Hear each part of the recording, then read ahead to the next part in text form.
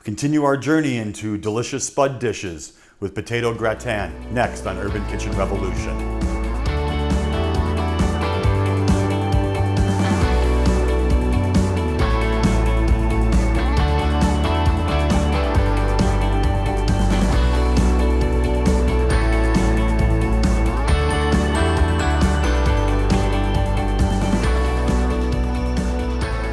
Hi, welcome back to Urban Kitchen Revolution. I'm Chef James Hudson.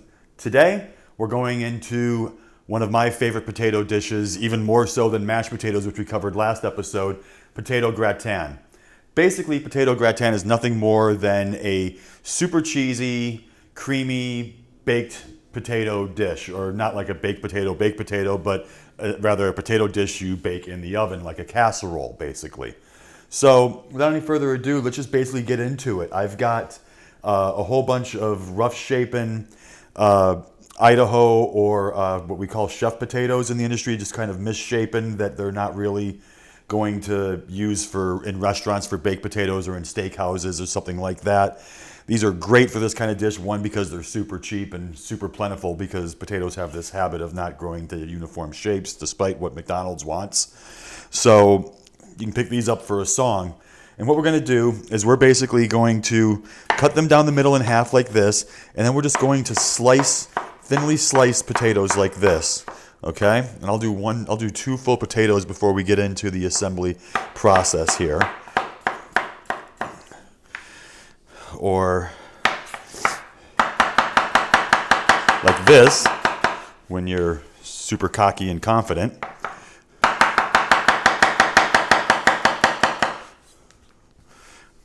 One more time at regular speed. Just nice thin slices. Practicing your technique. Practicing keeping your thumb behind the product, your blade against your finger so that it works as a guide. Working on keeping your blade straight up and down, not cocking it in because that's kind of how your hand naturally goes, but cocking it back out again so that the blade cuts straight up and down. Always a good opportunity. Things like slicing potatoes seem like a mundane task, but they provide you the opportunity to work on your technique. And who doesn't need improvement in technique? I work on it constantly all the time, 20 some odd years into this. So now we've got all these potatoes here. Not all these potatoes, we're going to still use all of these, but basically all we're going to do at this point is we want to just kind of layer them in the casserole dish, okay? Sorry about that. I'll pop it up like this so you can see the first couple of layers. And we're just going to make sure with the flat side on the outside of this dish, because obviously it's a rectangular dish and we want to get coverage all the way over. We're just going to assemble them in a layer so that it's relatively even.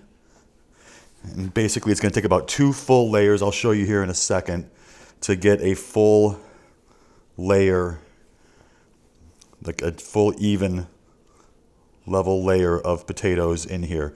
It doesn't have to be perfect or beautiful. They don't have to all be going the same direction because it's all going to bake together. We'll make it pretty at the end, on the very top. You'll see in a second here. So we've got a nice full layer of potatoes, as you can see right here. And all we're going to do now is we're going to add a little bit of salt. 1 pinch is all, not even a full pinch. Couple of cracks of black pepper. And next comes the cheese. For this one, I'm using cheddar cheese. You can use literally any kind of medium hard cheese that you want. Swiss, Gruyere. Stay away from things like goat. It just tends to not, I mean, you can use it, but I would use it in conjunction with something else. If you want that goat cheese flavor, add some like Swiss to it to kind of help build it up.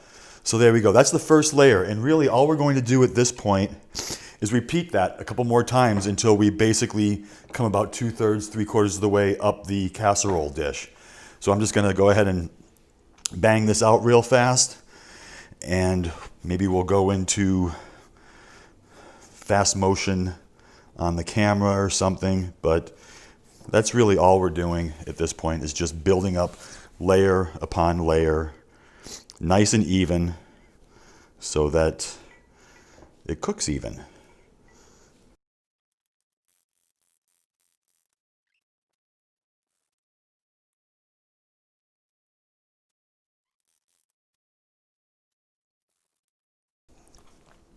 Okay, so we've got all the layers built up now. 3 layers of potato and cheese and salt and pepper. We're just going to make one more layer real quick to make it kind of pretty. So I've got 1 potato here. It should be just about enough. And I'm going to go ahead and slice it nice and thin, but I'm going to leave it whole, as you can see right here. Sorry about that.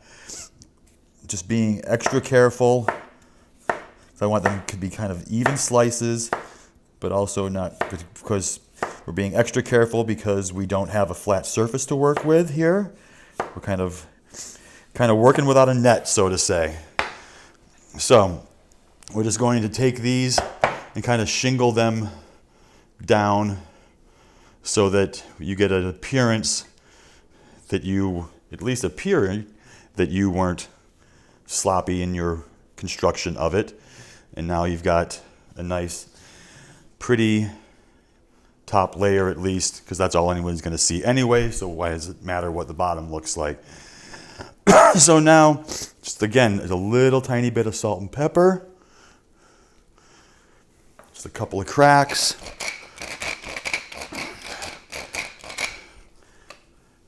One more small layer of cheese.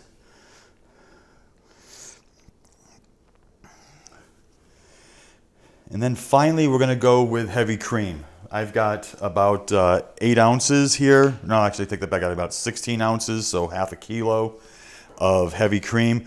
We're probably not going to use all the heavy cream. What we want to do is slowly drizzle it in here.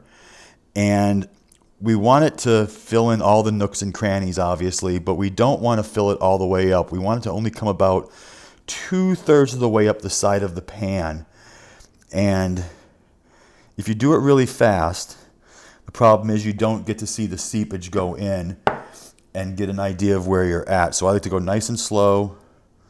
It usually takes, for this size of the pan, just shy of the full half kilo, or 500 milliliters, or pint for us Americans, or really old British people, I guess.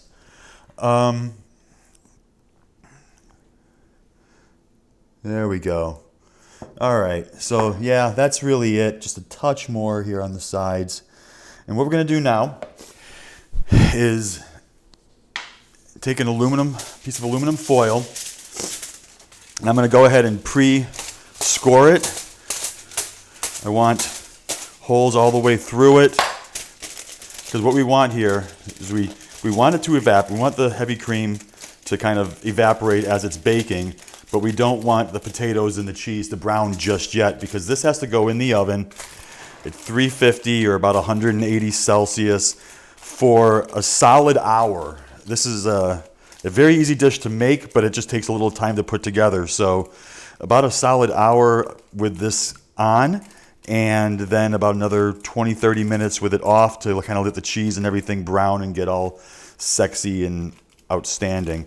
So what we're going to do is we're just going to go ahead and throw this in the preheated oven and come back and see what we got in about an hour when we peel this off, and then come back for the finished dish.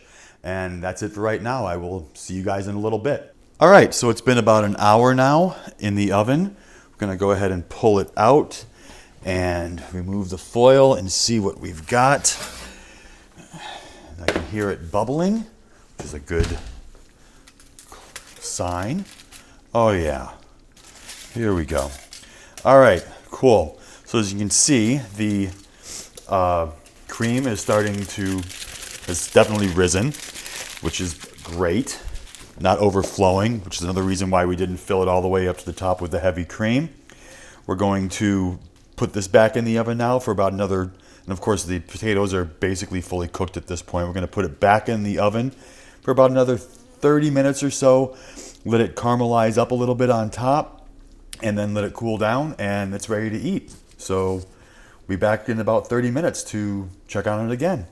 All right, it's been about half an hour with the aluminum foil off. Time to pull out the gratin and see what we got. All right.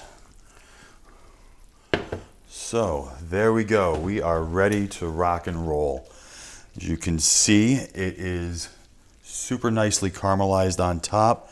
You could go a little bit longer if you wanted to, but I'm going to let this just cool down for about 10 minutes or so, and so that, allow it to stop bubbling, and give it a quick little slice, and we'll taste it and see how it goes. If you wanted to, you could absolutely hit it under the broiler for a couple minutes here to get a little extra browning on top, but I'm really kind of happy with how it is right now as is. So let this cool down and cut it up and give it a taste. All right, so we're back finally. After about an hour and a half, almost 2 hours of cooking, we finally have a generally chilled down potato gratin. We're just gonna cut into it real quick and show you what we got as far as consistency is concerned. It's still super creamy, super gooey. Again, not one for the diet by a long shot, but there we go. Looking real nice. This is going to continue to marry just like a lasagna almost even. So if you let this go for, cool down for a whole day and reheat it again tomorrow or the 2 days from now, it's going to be even better. So that's really it. That's potato gratin, one of my favorites. Hopefully become one of your favorites as well. Again, very much a holiday, festival, special occasion kind of meal. Definitely wouldn't recommend it for everyday kind of thing. So that's it for potato gratin. As always, I'd like to thank you for coming on this little journey with me. You can reach me on the web for recipes and product guides, as well as product endorsements on my website at urbankitchenrevolution.com. You can also find me on Twitter at JamesHudsonUKR, as well as Facebook at Urban Kitchen Revolution. Once again, thanks for coming with me on this little journey of exploration, and I will see you next time when we start rolling into some protein. So that'll be fun. And until that time, have a great day, and bye.